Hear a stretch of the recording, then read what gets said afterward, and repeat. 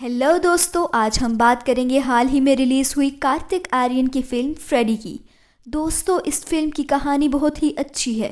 इसमें twist and turns भी हैं जो आपको बेहद पसंद आएंगे, तो आपने इस वीडियो को आखिर तक ज़रूर देखना है। दोस्तों, ये कहानी है फ्रेडी नाम के एक डॉक्टर की, जो कि अपनी ज़िंदगी में बहुत ही अकेला होता है। इसकी एज 30 थी, मगर अभी तक इसकी शादी नहीं हुई थी।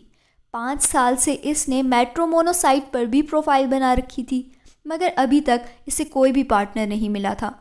वो एक रेस्टोरेंट में जाता है एक लड़की से मिलने के लिए, जो कि उसकी प्रोफाइल देखकर उससे मिलने के लिए आई थी।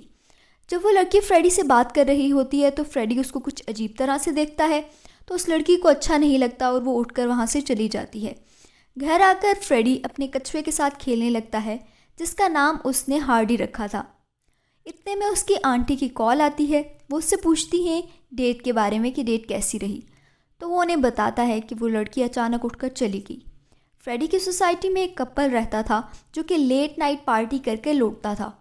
आज भी वो लौटा तो फ्रेडी उनको खिड़की से खड़ा देख रहा था। वो कहता है कि उसकी पार्टनर उसे कब मिलेगी। अगले दिन फ्रेडी अपने क्लिनिक में जाता है और एक बच्चे का इलाज करता है। रात को जब वो घर आता है तो उसे किसी लड़की की कॉल आती है। वो कहती है कि मैंने तुम्हारी प्रोफाइल देखी है, तुम मुझे बहुत पसंद आए हो, इसलिए मैं तुमसे मिलना चाहती हूँ। और वो उसे एक कैफ़े में बुलाती है। फ्रेडी वहाँ पर चला जाता है और इसका इंतज़ार करने लगता है, मगर वो नहीं आती। और वहाँ पर उसकी सोसाइटी का वो कपल भी होता है। असल में उनने फ्रेडी के साथ प्रैंक किया था और वो कॉल उन्हीं ने की थी। फिर वो सब लोग हंसने लगते हैं और फ्रेडी का मजाक बनाते हैं।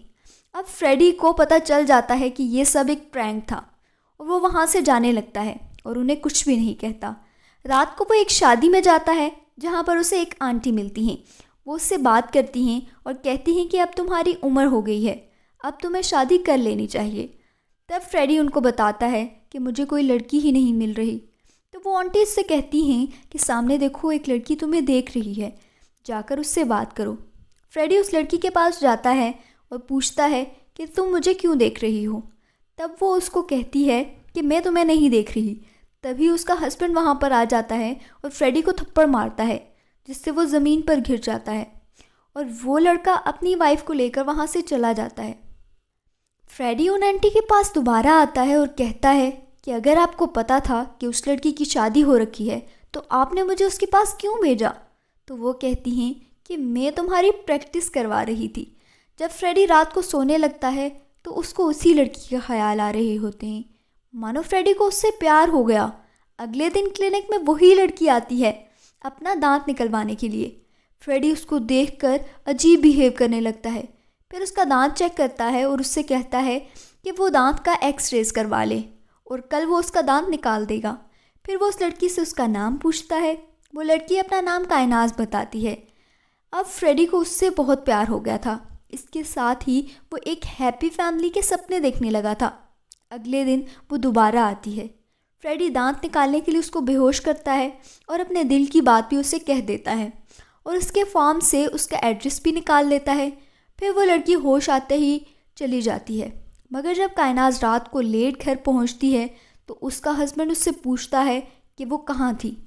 तब वो उसको बताती है कि मैं दांत निकलवाने गई थी और उसके बाद एक दोस्त के साथ चली गई थी। तो उसका हस्बैंड उसको मारने लगता है कि मैं घर में भूखा था और तुम अपनी दोस्त के साथ मज़े करने चली गई थी।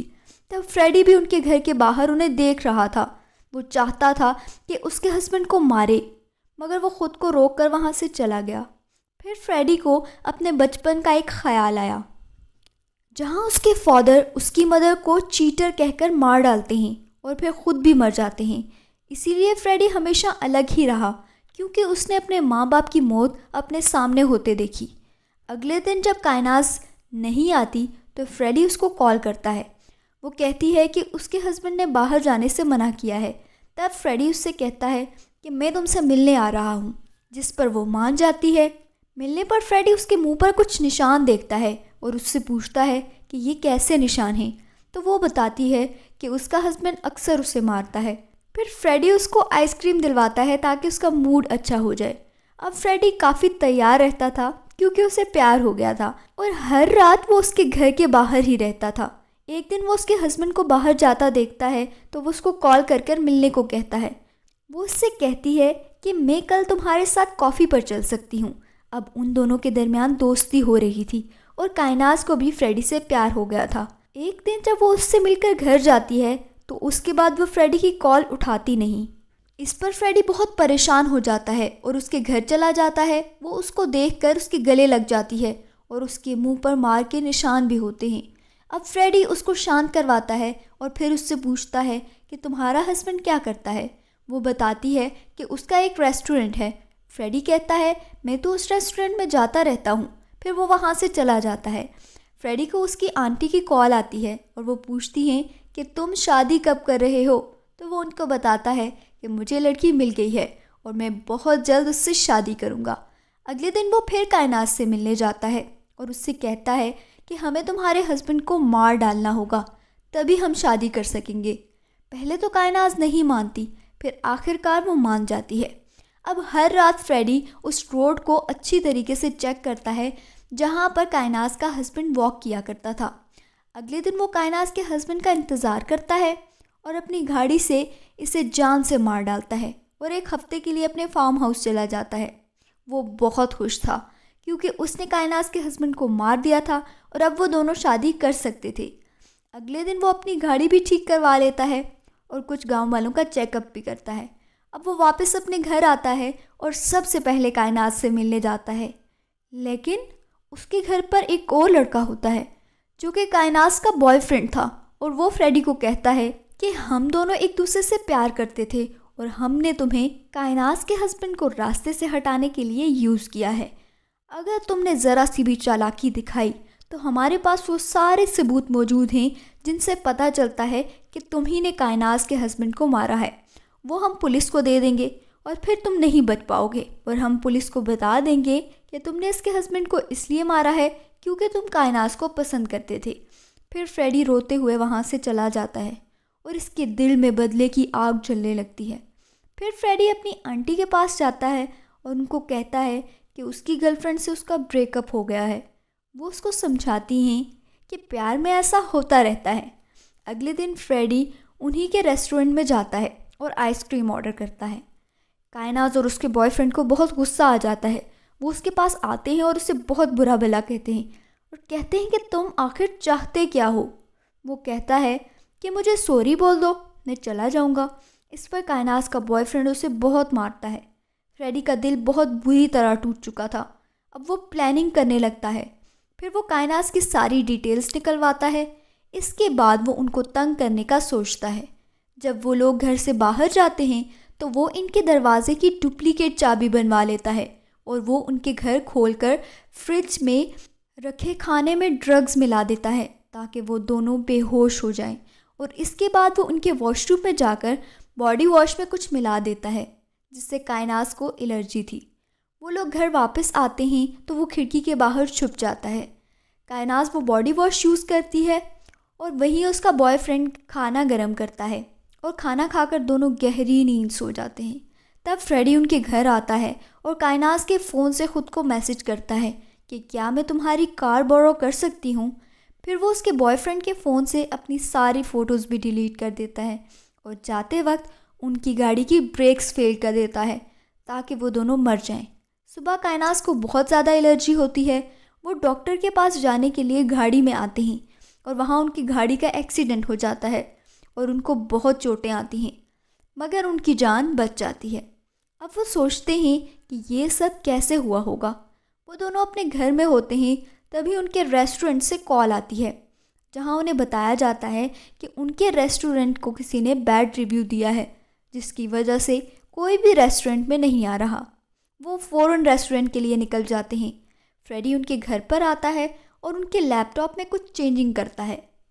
अब वो दोनों अपने मैनेजर के पास जाते हैं। वो उनको बताता है कि एक बंदे के खाने से लिजर्ड निकली थी और उसने बैड रिव्यू दिया जो कि वायरल हो गया। तब कायनात अपना फ़ोन उठाती है तो देखती है कि उसकी एक पर्सनल फ़ोटो उसके बॉयफ्रेंड ने पोस्ट कर दी थी। तो वो गुस्से में आ जाती है और उससे पूछती है तो वो कहता है हो सकता है कि ये सब फ्रेडी का काम हो। तब वो मैनेजर को फ्रेडी की पिक्चर दिखाते हैं तो वो उन्हें बताता है कि वो बैड रिव्यू भी फ्रेडी ने ही दिया था। अब वो फ्रेडी के घर आ जाते हैं। फ्रेडी ने पुलिस को पहले से ही बुला रखा था वो आकर फ्रेडी को मारने लगते हैं। फ्रेडी उनसे कहता है कि वो सिर्फ सॉरी चाहता है, मगर फिर भी वो उसे मारते रहते हैं। तभी वहाँ पर पुलिस आ जाती है और कायनात पुलिस को बताती है कि मेरे हस्बैंड को फ्रेडी ने मारा है और सबूत दिखाने लगती है, मगर उसके पास कोई भी सबूत नहीं होता। फिर पुलिस अब फ्रेडी से पूछती है कि हम इन दोनों के साथ क्या करें, तो वो उन दोनों को माफ़ कर देता है, जिस पर दोनों घर चले जाते हैं। अब वो फ्रेडी को परेशान करने के बारे में सोचने लगते हैं। अगले दिन फ्रेडी अपनी आंट के पास जाता है और उनसे पूछता है कि मेरे बाप ने मेरी माँ को क्यों मारा था। तो वो उसको बताती हैं कि तुम्हारा बाप बहुत शक्की था, इसलिए उसने तुम्हारी माँ को मार डाला और फिर ख़ुद को भी। फ्रेडी जब घर आता है तो उसके घर पर सारा सामान यहाँ वहाँ पड़ा होता है। इसको पता चल जाता है कि ये यकीनन रेमंड का काम होगा। वहाँ पर एक बुलेट भी होती है जो कि साइन थी कि अगर तुमने ज़रा भी चालाकी की तो हम तुम्हें मार डालेंगे। वो उनको कॉल करता है और कहता है कि जैसे तुम लोगों ने मेरे घर में बुलेट छोड़ी है, मैंने तुम लोगों के घर सांप छोड़ रखा है। इस बात को सुनकर वो बहुत डर जाते हैं। तब वो फ्रेडी को कहता है कि क्या तुम्हारा कछुआ मिल रहा है। फ्रेडी उसको ढूंढने लगता है और वो उसे नहीं मिलता। रेमंड उसको कहता है कि उसका सूप बहुत ही टेस्टी था। अब फ्रेडी सीसीटीवी फुटेज देखता है और उसे पता चल जाता है कि उसका कछुआ रेमंड ही लेकर गया है। ये देखकर उसे बहुत रोना आता है। वो अपने सर्वेंट को कॉल करता है और कहता है कि वो अपने फ्रेंड्स के साथ फार्म हाउस आने वाला है। फिर वो उस गली में एक बैगर के पास जाता है, उसको पैसे देता है और पुलिस के पास जाने को कहता है। और वो बैगर पुलिस के पास जाकर बताता है कि उसने वो कत्ल होते देखा है और वो कार फ्रेडी की थी। पुलिस अब फ्रेडी के पास आती है। फ्रेडी कहता है कि वो कार मेरी है, मगर उसको रेमंड चला रहा था क्योंकि वो कायनात का बॉयफ्रेंड है और कायनात ने वो कार मुझसे मांगी थी। और वो पुलिस को वो मैसेज भी दिखाता है और कहता है कि जब वो कार वापस आई तो वो टूटी हुई थी और उस पर खून भी लगा था और इसी दिन से वो मुझे परेशान भी कर रहे हैं ताकि मैं पुलिस को कुछ ना बताऊं। फिर वो पुलिस को सीसीटीवी फुटेज भी दिखाता है और बताता है कि रेमंड उसके घर आया था और उसने उसके पेट को भी मार डाला। अब पुलिस कायनात को कॉल करके बुलाती है और फ्रेडी अपने फार्म हाउस के लिए निकल जाता है। और रास्ते में वो कायनात को कॉल करता है कि मैंने पुलिस को सब बता दिया है, अगर तुम खुद को बचाना चाहती हो तो सॉरी बोलने के लिए फार्म हाउस आ जाओ और आते हुए एक सूटकेस भी लेकर आना, मैं लाना भूल गया हूँ। फिर वो दोनों अब प्लान करते हैं कि वो वहाँ जाएंगे और फ्रेडी को मार डालेंगे। जब वो दोनों फार्म हाउस पहुँचते हैं तो वहाँ उन्हें टेबल पर एक गन नज़र आती है। कायनात जल्दी से उसे उठा लेती है और फ्रेडी को मारने लगती है, मगर उसमें तो गोलियाँ ही नहीं थी। तब फ्रेडी उन पर हमला कर देता है। जब उनको होश आता है तो वो बंधे हुए होते हैं। अब कायनात उसको कहती है मैं तो अभी भी तुमसे प्यार करती हूँ। फ्रेडी उसको एक चांस देने के लिए तैयार हो जाता है। वो उससे सेलो बजाने को कहता है क्योंकि उसने एक बार कहा था कि वो फ्रेडी की माँ की फ़ैन थी जो कि सेलो बजाती थी, मगर वो नहीं बजा पाती। तो फ्रेडी कहता है कि तुमने मुझसे एक और झूठ बोला है, और फिर वो उसे दोबारा से बांध देता है और उन दोनों के सारे दांत निकाल देता है और वो मर जाते हैं। और फिर फ्रेडी उनको सहन में जाकर गाड़ देता है। वहाँ पुलिस उनके घर जाती है और उनकी सीसीटीवी फुटेज चेक करती है तो वो दोनों सूटकेस लेकर वहाँ से बाहर जा रहे होते हैं और पुलिस को लगता है कि वो दोनों भाग गए हैं। एंड सीन में हम देखते हैं फ्रेडी को जो कि उनकी कब्र के ऊपर लेटा हुआ था और इसके साथ ही मूवी यहीं पर ख़त्म होती है। तो दोस्तों, ये फ्रेडी फिल्म की कहानी काफ़ी अच्छी थी। अब ये कहानी आपको कैसी लगी आपने कमेंट सेक्शन में हमें ज़रूर बताना है। दोस्तों, इस फिल्म में कार्तिक आर्यन ने बहुत ही अच्छा काम किया है। ये फिल्म बाकी फिल्मों से बहुत ही अलग है। And the film is inspired by dentist जो कि 1996 में आई थी। दोस्तों, मेरे मुताबिक इस फिल्म में और भी ज़्यादा ब्रुटैलिटी होनी चाहिए थी। फ्रेडी पूरी तरह से साइको दिखाना चाहिए था। वो सिर्फ दांत निकाल कर टॉर्चर ना करता, कुछ और भी सीन होने चाहिए थे। ये फिल्म बहुत अच्छी है। अगर आप चैनल पर नए हैं तो जल्दी से हमारे चैनल को सब्सक्राइब कर दें और साथ ही लगे बेल आइकन को दबाएं ताकि आने वाली वीडियोस के नोटिफिकेशन आपको मिल सके। दोस्तों, वीडियो को लाइक और शेयर करना मत भूलिएगा। मिलेंगे और ऐसी ही एक नई वीडियो के साथ, तब तक के लिए अपना बहुत ख्याल रखिए। बाय।